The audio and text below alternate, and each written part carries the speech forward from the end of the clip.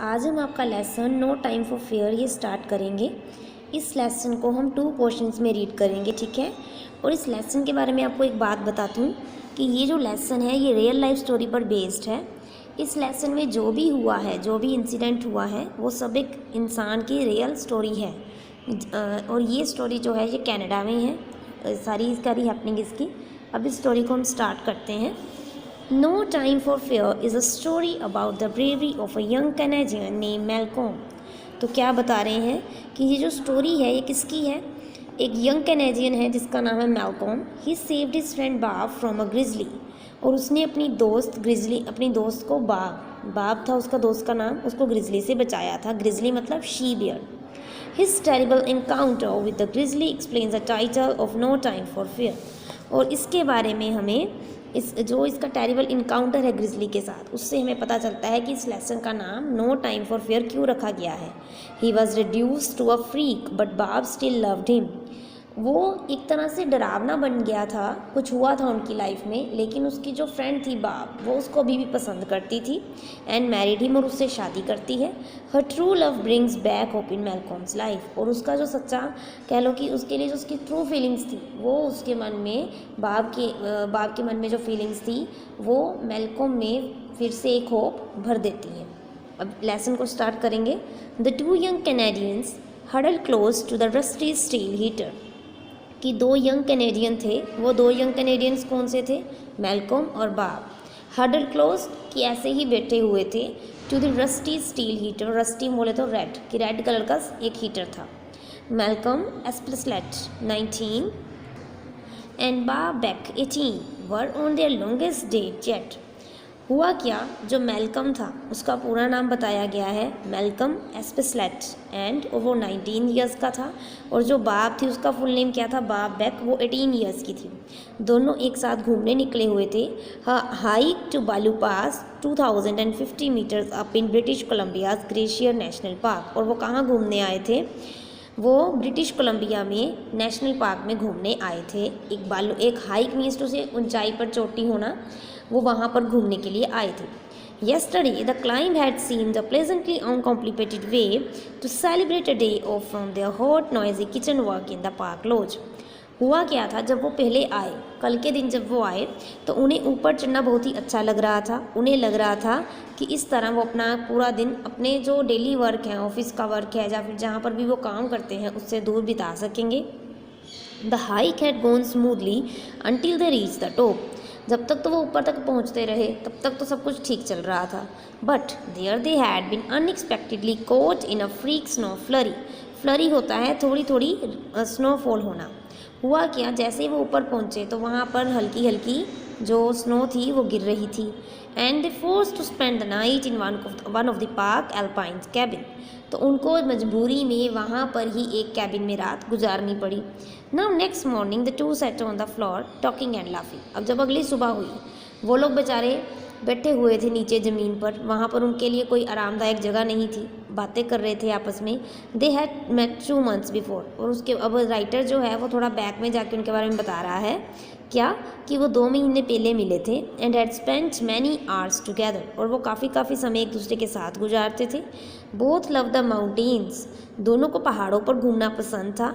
Enough to spend the holidays doing kitchen work just to be near the Canadian peaks. और वो दोनों चाहते थे कि अपने काम से छुटकारा पाकर वो थोड़ा सा इधर आएँ।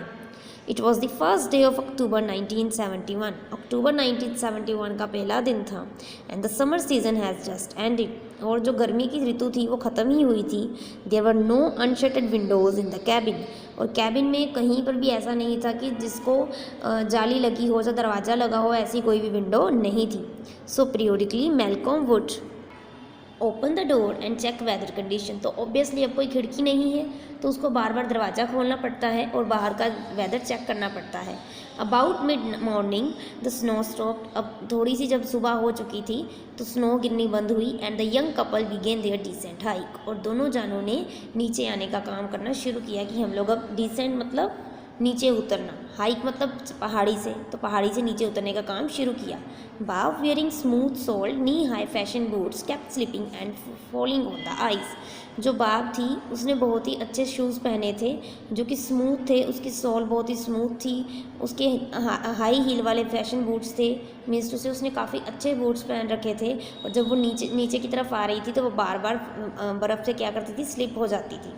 The 5 kilometre trial marked with frequent zigzags followed a creek bed down the mountain। अब वो 5 किलोमीटर तक तो आराम से आगे जिगजैग मैनर में, ठीक है, टेढ़े मेढ़े रास्तों से। अब आगे आकर क्या हुआ, क्रीक बेड, एक ऐसा जगह था, एक ऐसी जगह आई जहाँ पर थोड़ा सा पानी था, और वो पानी कहाँ में मिलता था, समुद्र में मिलता था। It took the couple only an hour to reach the half way point. उन्हें कुछ ही समय लगा था नीचे की तरफ आने में, आधे ही समय में वो आधा रास्ता कवर, कुछ ही समय में वो आधा रास्ता कवर कर चुके थे। They stop to rest for a minute, थोड़ी देर वो रुके कि हम लोग थोड़ी रेस्ट कर लेते हैं। Leaning against a bank of piled up snow, वो रुक गए और कहाँ बैठ गए, वहाँ पर एक जगह पर बर्फ़ का ढेर लगा था, उसके पास बैठ गए। The sun out now how had warm them, अब जैसे कि सूरज निकल आया था, उन्हें गर्मी लगने लगी थी। And both were wearing only sweaters, their coats tied around their waist. जिस तरह उन्होंने इतने सारे कपड़े पहन रखे थे, कोट्स वगैरह, लोअर्स वगैरह, वो जो भी थे, उन्होंने क्या किया, अपने कोट निकाल दिए और सिर्फ स्वेटर ही पहन लिए। Oh, nearby waterfall gurgled with newly melted snow, और क्या हुआ, उनके पास एक वाटरफॉल था, झरना था, जिसमें से पानी की आवाज़ें आ रही थी, क्योंकि उसमें जो स्नो थी वो अब क्या हो रही थी, उसमें से क्या हो रहा था, वहाँ पे फ्लो विद बबलिंग साउंड, उसमें जो बर्फ़ थी वो बुलबुलों के रूप में बह रही थी। They dipped their hands in the cold water and playfully splashed each other, उन्होंने अपने हाथ क्या किए, ठंडे पानी में डाले और एक दूसरे के ऊपर पानी फेंकने लगे। Then they started off again, Malcolm in the lead, फिर उन्होंने कहा कि बहुत आराम हो गया, अब फिर से चलते हैं। Hidden danger, 100 metre further along the trail Malcolm stop short, अब थोड़ी दूरी आए थे तो मैल्कम थोड़ा सा रुक गया। 2 bear cubs were playing in the creek gully, एक छोटी सी पहाड़ी थी, उसमें 2 छोटे छोटे बेयर के बच्चे खेल रहे थे। About 20 metres to their right, और वो ज़्यादा दूर नहीं थे, 20 मीटर की दूरी पर ही थे। The day before they had seen a mother grizzly and 2 cubs, एक दिन पहले उन्होंने मदर ग्रिजली को और उसके 2 बच्चों को देखा था। They had shouting and waved and watch through binoculars as the mother reared up and roared at them, तो क्या हुआ कि वो उनकी मदर को ढूंढने लगे, और बाइनोकुलर्स क्या होते हैं, दूरबीन, उसकी मदद से वो उनकी मदर को देखने लगे, और वो उन पे चिल्ला रही थी, उन पे गुर्रा रही थी। That had been more funny than frightening, उनको लगा कि मजाक ही है। विद अ सेफ किलोमीटर, कि हम थोड़ी दूरी पर हैं, and a half of distance separating them, और हमारे दोनों की दूरी में हम दोनों में काफ़ी दूरी है। But now a mother bear perhaps the same grizzly could be just over the ridge obscured by the bushes, लेकिन अभी क्या हुआ था कि वो जो ग्रिजली थी ना, वो वहाँ पर खड़ी थी और उसको सिर्फ झाड़ियाँ ही थी जो रोक रही थी, बाकी उनके बीच में इतनी ज़्यादा दूरी रियलिटी में नहीं थी जितनी उनको लग रही थी।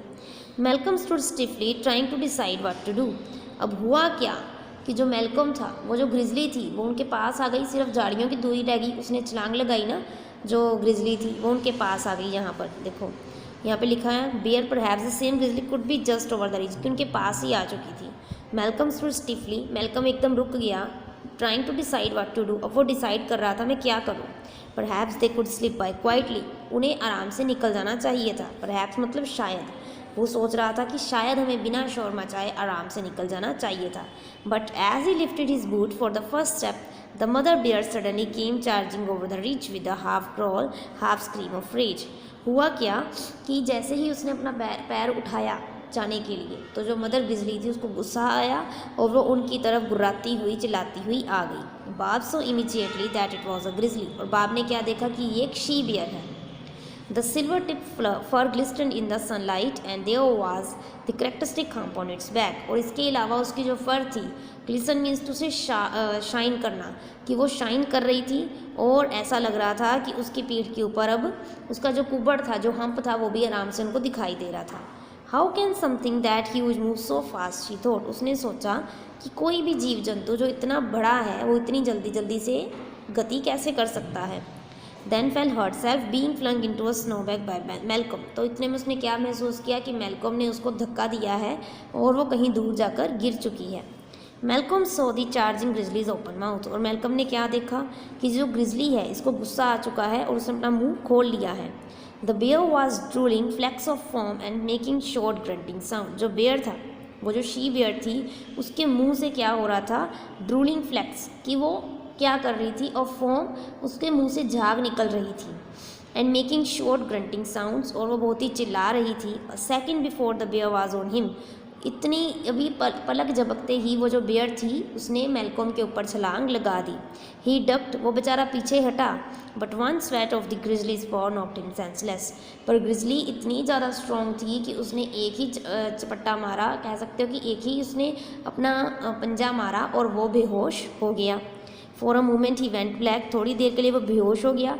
When he raised his head he saw that he had been throw 3 metres, जब वो उठा तो उसने क्या देखा कि उसको ग्रिजली ने 3 मीटर दूर फेंक दिया है।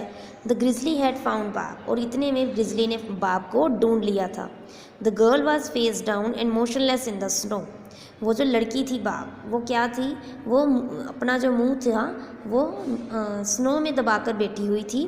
And the giant beast was standing on her leg glowing near the back of her neck, और वो जो बड़ा सा जानवर था वो उसके पैर के ऊपर, उसकी लेग के ऊपर खड़ा हो चुका था, टांग के ऊपर, और उसकी गर्दन के पास गुर्रा रही थी। Malcolm didn't hesitate, there was no time for fear, Malcolm बिल्कुल नहीं हिचकिचाया बाप को बचाने में, उसको लगा कि अभी डरने का कोई भी समय नहीं है।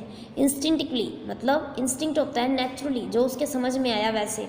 He grabbed a hunting knife from his belt and ran towards the bear shouting, उसने एक चाकू निकाला और वो चिल्लाता हुआ उस ग्रिजली की तरफ भागा। The mother bear stood well over 2 meters and probably outweighed him by 2050 kilos. When he leaped on her back, she didn't even quiver. जो मदर ग्रिजली थी, जो शी बेयर थी, वो उससे 2 मीटर की दूरी पर खड़ी थी, और उसका वज़न मेलकम के वज़न से 250 किलो तो ज़्यादा होगा ही, जिसकी वजह से जब मेलकम ने उसके ऊपर छलांग लगाई तो वो हिली तक नहीं। यहाँ पे है शी डिडंट इवन क्विवर, मतलब वो हिली तक नहीं। Malcolm could hear the gnawing sound of teeth against bone, Malcolm को क्या सुनाई दिया कि उसको लग रहा था कि जो ग्रिजली है वो बाप की जो नेक है उसके पास अपने दांत चबा रही है, ये समझ सकते हो कि उसकी हड्डी को खाने की कोशिश कर रही है। Crazed with anger and desperation, he plunged himself the knife clear up to the handle into the grizzly's neck fur.